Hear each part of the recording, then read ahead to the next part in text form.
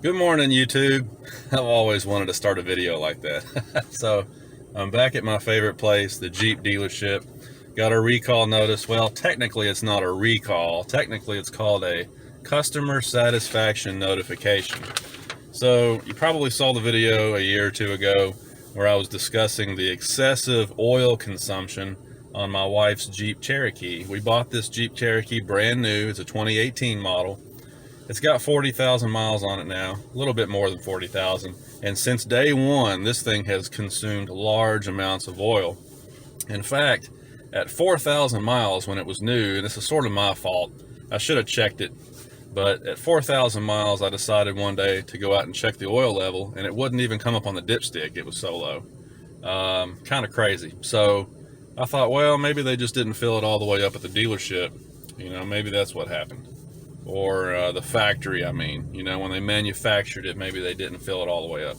So I topped the oil off, and I checked it another couple thousand miles later, and it was pretty low again.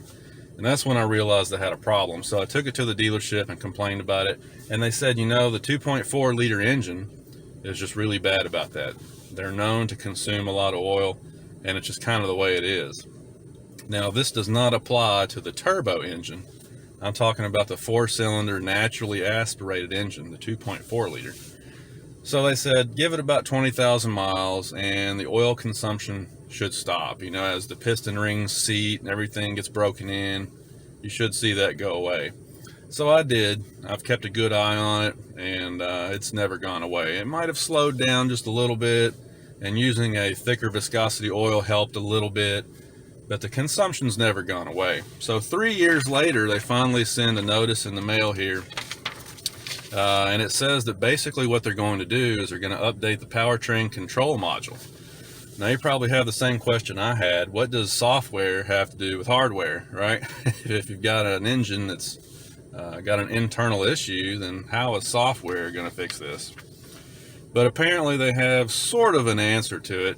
They say that what happens on these engines is that all the oil is consumed on deceleration because of the vacuum, the way the engine makes vacuum. So if they alter the engine management and change the way that vacuum occurs in the engine, then they can reduce the oil that's being consumed on deceleration. That's what they're claiming anyway. Hey, I'm willing to give it a shot here. So I'm going to take this thing in here. They're going to update the PCM, and we will see what happens. Obviously, it's going to take me a few thousand miles to know whether or not this really fixes it. But if you've got a Jeep Cherokee that has this engine, go to your dealership and check it out. I can't confirm that the other vehicles in the FCA lineup that use this engine have the same issue. Since they're saying that it's the software, each vehicle has its own calibration, its own tuning. So doesn't necessarily mean that the other vehicles with the 2.4 liter engine would have this same trouble. They might, but they might not. I don't know. But obviously the Jeep Cherokee has a really rampant issue with this. So if you've got an 18, I'm not sure exactly what the year range is. I know the 18s were real bad about it. Some of the 19s maybe. If you've got a Jeep Cherokee with this 2.4 liter engine, there you go. Check this customer satisfaction campaign out. So without further ado, I'm going to go in here and let them flash the PCM, and then we will be on our way. And like I said, it's going to take a while for me to be able to tell you if it fixes it or not. But I will make another video later on down the road, and I'll keep you updated. All right. I'm not always a fan of this hydro blue color, but it actually works on this truck. That's actually a pretty good looking truck right there. It's funny how some of these colors look really good on some vehicles, and the same color might not look good at all on another one, But I like that. Now there's a color you don't see every day. I don't know why, because it's awesome. Really, really nice. This one has the e-torque. All of these Rams all the way down this row, they're all Hemis. Not one diesel in here. I wonder sometimes if it has to do with supply because of COVID and everything going on this year. It's hard to say, but that flame red color looks great on these trucks. The very first Ram pickup I ever had. Back in 2004, I got it brand new and it was this color. Really good looking color. Now, something like this is probably gonna end up being my next truck. And this one is a 2021 model, which means it has the Bosch CP3 injection system. You know, you probably have read the CP4 problems all over the internet with multiple brands. GM got away from it back in 2017, and now Ram has gotten away from it. They've gone back to the CP3. So this truck right here is a truck that would probably be a 20 or 30 year truck. I mean, you could keep this thing on the road forever. Cummins diesel. It's a tradesman, so it's got the, it's kind of hard to see through the window here, but it has the vinyl floor and the heavy duty seats. It's a very simple truck, but it has the 8.4-inch screen, power windows and locks. It's got the stuff you need, but it doesn't have the stuff you don't, you know what I mean? Just a real nice work, but still comfortable kind of truck. I like that. Now this one is a Laramie, so it's obviously a nicer trim. It's a beautiful truck. It's got the granite crystal paint, color matched everything, black wheels. Very nice looking truck. Like I said, a 2021 model. You can see the interior on these Laramies is just sweet. I continue to stand by my statement that Ram has the best interior in the truck game right now. Hands down. It's got the big 12-inch screen. This console, just like my truck has, is absolutely fantastic. I have to admit that it's probably my wife's favorite feature and one of my favorite features as well. Nice place to put your cell phone, huge amounts of storage and everything. You can slide this cup holder in and out. Just a fantastic interior. These are nice trucks on the inside. And like I said, 2021 model, so it's got the good updated fuel injection system on the Cummins. One thing about these 2500s though, let me try and get in here and make this camera zoom. 2,046 pounds of payload. So that's the bad thing about these trucks, is that if you get the 3/4 ton 2500 model and you put the Cummins diesel on there and some options like this truck has, you end up killing your payload.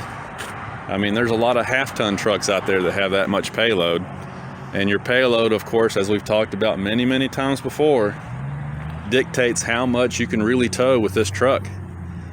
I mean, it doesn't matter what the tow rating is. If you run out of payload, you're done, you know? So honestly, if I was going to get one of these trucks and put some options and things on it, I think I would have to go on up to the 3500.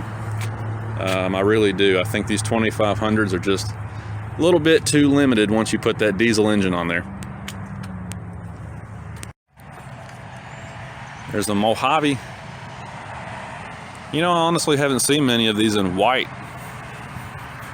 but the white looks really good on all these Jeeps, and especially the Mojave trim. There's just something about the graphics, that orange and that charcoal gray, just something about that combo that looks really good with the white. I like how they put them up on the rack, because you can get up under, you can see all the components that you get with the Mojave package. You got the skid plating and the Fox shocks, the heavy duty Fox shocks, the really sophisticated Fox shocks that have the reservoirs up front. Gives you a good view of what this package actually offers, so it was pretty smart for them to put this one up on the rack. This JL Wrangler right here is an eco diesel, and I'm curious what the sticker price is on this thing. I'll bet you that it's more than I paid for my eco diesel Ram. Looks like it's about 51,000. So no, it's a hair less, just a little bit less, but a lot of money for a Jeep. I've got my COVID mask on so I don't contaminate any of these beautiful Jeeps. Don't want to make them sick. They have plenty of problems on their own. Now, the Jeep Gladiator Eco Diesel that I reviewed was the Snazberry color, which is new for 2021, but here's a Mojave in that color. And that kind of works with the orange accents. That's kind of cool, you know? They've done a good job of ordering these things in some nice colors. It's actually a good looking Jeep in that color. You know, again, it works with that package, I think. With the color of the accents and the black wheels and everything you get on the Mojave, I think, you know, again, this color just really works really well. But at the end of the day, this one is still my favorite. The Rubicon package with the Stingray paint. Just a really super awesome combo, hard to beat. I do believe that it has, yep, it's got the leather interior and all that, so nice. You probably saw the glare off the window. That's because the one next to it is hella yellow. You can spot that one from a helicopter. As much as I love walking around and looking at Jeeps, it's freezing cold out here again today. So I think I'm gonna head back in and check on the wife's Jeep now. All right, well, that didn't take long. I was here for about 45 minutes total, and they got the vehicle flashed, and I'm on my way. These guys over here at Shelbyville, Chrysler, Dodge, Jeep, Ram, they're really awesome guys, very helpful.